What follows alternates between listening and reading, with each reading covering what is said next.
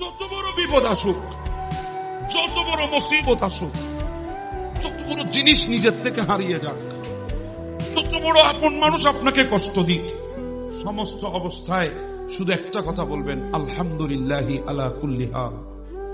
সর্বাবস্থায় প্রশংসা কার জন্যে? আল্লাহর জন্যে। গোটা দুনিয়া আপনার বিপক্ষে চলে যাক, কিছু আসে যায় না।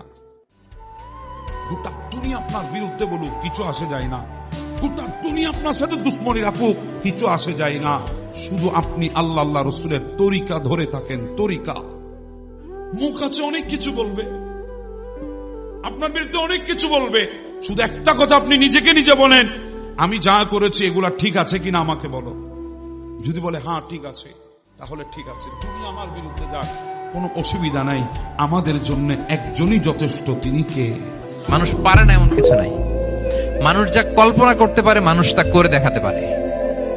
এজন্য আমাদের কল্পনার জানালাটাকে বড় করতে হবে। আই রিপিট, মানুষ যা কল্পনা করতে পারে, ইমাজিন করতে পারে, সেটা মানুষ করে দেখাতে পারে। ওই ক্যাপাসিটি দিয়ে আল্লাহ তাআলা মানুষকে তৈরি করেছেন। সুবহানাল্লাহ, সুবহানাল্লাহ। লাকাদ খালাকনাল ইনসানা ফি আহসানি তাকওয়িম। এই ব্রেনকে খাটিয়ে মানুষের কত ইনভেনশন, কত ডিসকভারি, মানুষ সভ্যতার পর সভ্যতা বিনির্মাণ করেছে।